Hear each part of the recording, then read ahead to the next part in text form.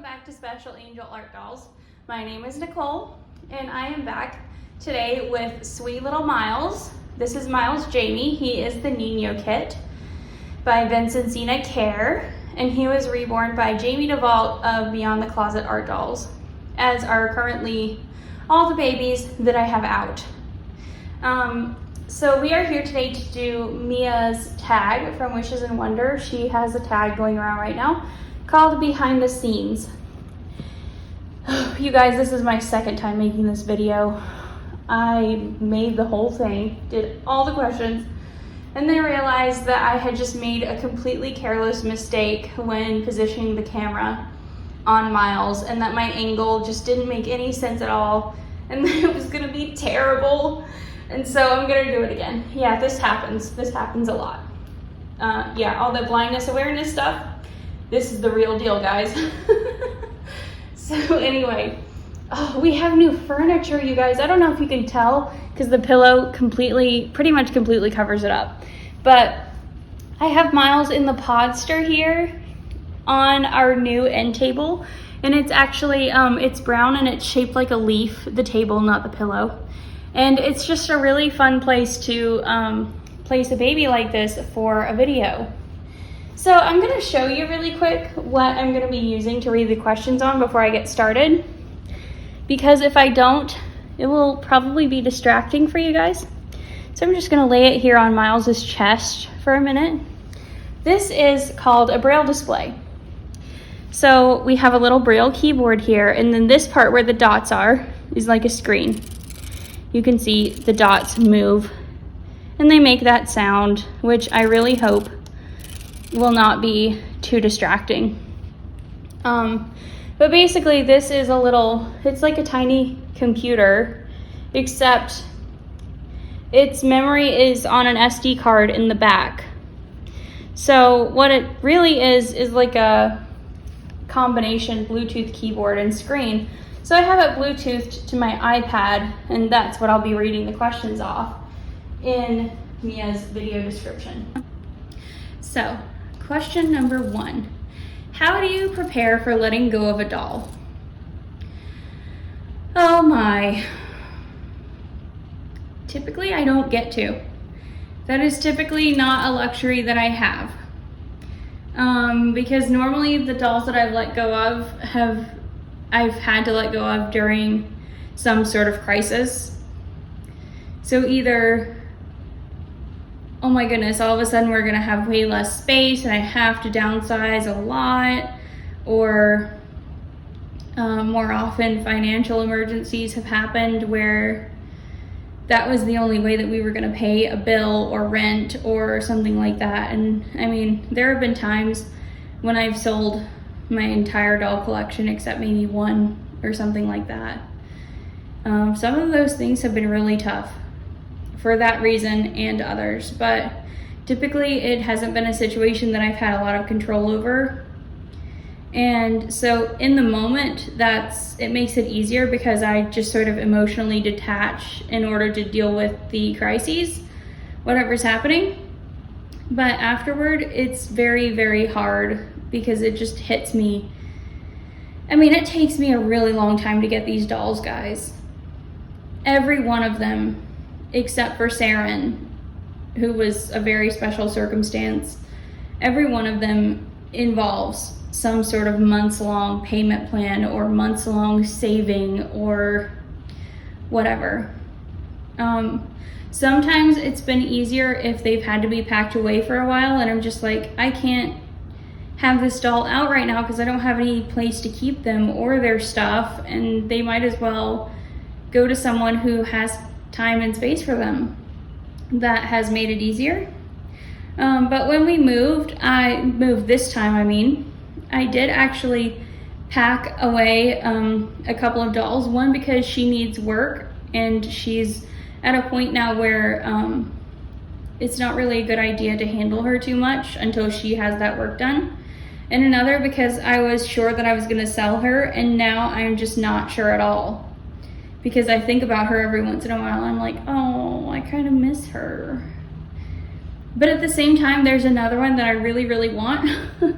And having the money from that sale would help me get that doll. So I don't know. It's really complicated. Number 2, have you ever not liked a baby when you did the box opening but grew to love it afterwards? Not really. I have needed to re-weight a doll or give them a new body or, whatever before I could really become attached and really enjoy them. But that's not the same as not liking the doll itself. I have only really not liked the doll twice. And one of those was actually my very first reborn doll, which that was a whole unpleasant experience in itself. But that basically didn't change after the box opening. Now, I might need time to get used to them. Like, even this sweet little guy. When I first opened him, I was not used to his proportions. And so I just held him a lot for the first several days until I got used to him. And now I am quite used to him and quite attached to him, and he's just precious to me. But I liked him immediately. I just needed to get used to the way he felt, because as you can see, his arms and his legs are very short, and I think his clothes are a little rumpled here. And so he feels different when you hold him. And so I did need time to get used to that. But no, I definitely liked him right away. Number 3, my baby clothes drawers are, pick one, A, in good shape, B, so-so, or C, a hot mess. Send help. A. I am really not an organized person, but I cannot have the baby clothes not organized. That does not work. I have 6 babies. They must be organized or I can't find anything and I can't function with them. And so if I can't do that, then I end up not really interacting with the dolls very much, and then I end up not really enjoying them, and then I end up just being really frustrated by all the clutter and just not feeling good about things. So I have to keep them organized. Number 4, your friend is planning to buy a new doll that you know is a stolen sculpt. Do you approve, warn her, or disapprove? And if so, tell her how you feel. I would definitely warn her. In fact, I've been in this situation and I did warn her. And, if she then chooses to do it anyway, which by the way is what happened, that's up to her. At that point, the sculpt has already been stolen and been produced, and someone is going to buy it, even if it's not my friend. So I can't go back and undo that. I don't approve of copying kits. I think it's nasty, but I can't undo that. But my main concern would be that my friend would be scammed and would get a really not nice doll. So, if it were a budget thing, then I would try and point her in the direction of Paradise Galleries or Ashton Drake. And, if she wanted the whole reborn experience, I would help her find an artist who could work with her and do a payment plan or something like that. Number 5, it's another box opening video. You pick one. A, fast forward to the baby reveal. B, savor all the lead up stuff and wait to see the doll. Or C, fast forward to the baby, then backtrack. I really don't fast forward. So box opening videos for me are really about the person's excitement and emotional response to getting the new doll. Because I can't see their doll anyway, and I can't see the gifts that come with them. But I can listen to their voice and, you know, of course, listen to the sounds of things being opened and, you know, all that fun stuff, and know that they're excited and happy that they're getting that new doll. And that's what it's about for me. So no, I don't fast forward unless I am just all of a sudden crunched for time and I want to be able to congratulate them so that I don't forget to come back later and do that.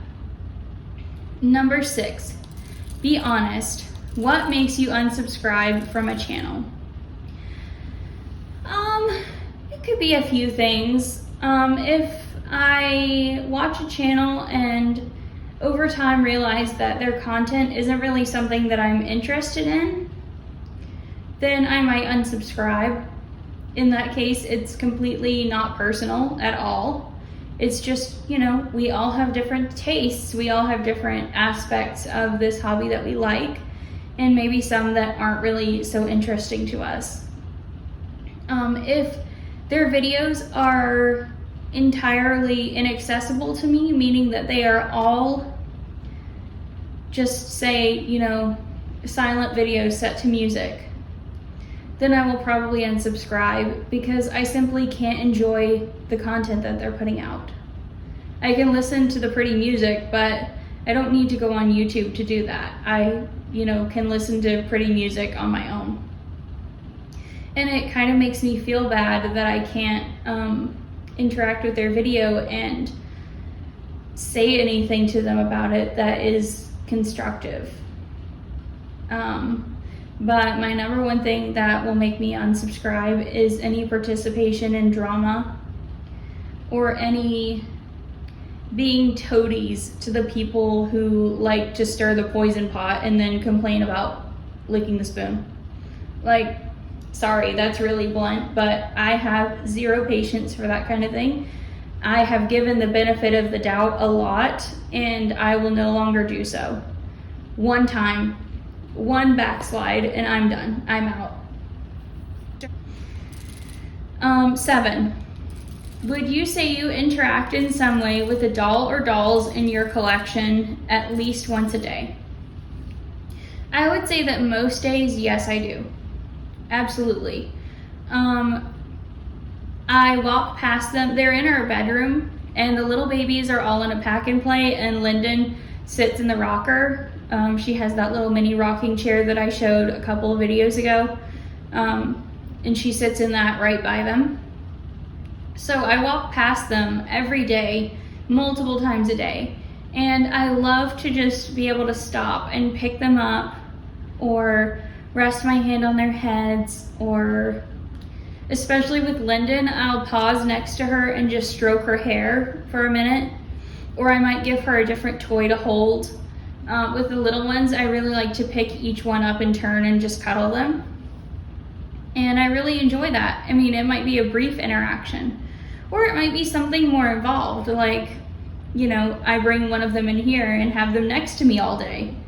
But yes, most days I do interact with at least one of them. I do have lots of other hobbies, and sometimes if I'm really involved in one of them or just really busy with life in general, I might not for a couple of days or whatever, but typically, yes, I do interact with them at least once a day. 8. You find a $20 bill in the pocket of your pants. You pick one. A, put it towards this week's grocery bill. B, donate it to your fave charity. C, rush out to buy more baby clothes. Or D, realize these aren't your pants. D, I don't carry cash, but if I did, I would probably put it towards the groceries. Number 9. Do you cover your dolls with a blanket if it's chilly inside so they won't be cold? Yes, I do. We used to live in Illinois where winters were absolutely brutal, and it was frequently chilly inside because at some point the heat can only do so much. And so when that would happen, I would break out the heavy blankets and just bundle up all the dolls. By the way, Miles today, he is wearing a short side snap romper over a t-shirt, and that's because it's not cold here. It's hot. It's in the 80s. I did put this sweet little knot hat on his little bald head. Not little, he has a huge noggin, but on his head, and I put these little vintage crib shoes on his feet because they're just so cute. And because I do have the air conditioning on, and so it can be a little cool in the draft of that, but for the most part, he's dressed weather appropriate, even though it's October now. We're back to living in the South. Number 10, do you foresee still being in this hobby in 5 years from now? Sorry, do you still foresee still being in this hobby 5 years from now? I added an extra word. Yes, I do. Yes, I have always loved dolls since I was a tiny, tiny girl. I still love all kinds of dolls, but reborns are my absolute dream come true as far as realism and interactivity, and you know, they're big enough to wear real baby clothes, and they're just so lifelike, and they have so much personality, and they're so customizable. Yes, I think I'll be a doll lover for the rest of my life, honestly. Now, whether I'm still on YouTube really depends on YouTube itself, but I have worked really, really hard to be able to share my dolls on social media, and I don't foresee giving that up unless I was forced to by you know, some insurmountable obstacle or something. But I'm really, really happy to be able to be part of this community. It is not anything that I ever take for granted. Sorry, I'm gonna ramble for a minute. When I first started out, I could watch YouTube videos, but I couldn't comment. It was inaccessible with a screen reader. I could not take pictures. I could not take my own videos. That technology didn't exist for me. I remember in, I think, 2010 or maybe early 11, I wanted to join a doll group mailing list. And I had to have a picture of my doll to prove that I had one and that I wasn't just a troll, which I completely understand. But I had to ask a family member who didn't approve of the dolls at the time to take that picture, and I had to wait over a week for an opportunity to do that. If anyone had told me then that I would one day be able to do it in just a matter of minutes by myself with no assistance, I would have laughed at them. I would have thought they were nuts. Learning how to take photos and videos on my phone when the technology did exist took me about 3 years. And for most of that time, I didn't share them with anyone because I was still learning, and I made a lot of huge mistakes. I never would have dreamed in those days of being able to do something like this. When I first tried, I was absolutely terrified, and I've made some really silly mistakes along the way. I still do. But that's okay because I'm here, and you can recover from a mistake. You can move past it. It might be humiliating in the moment, but you can move past it.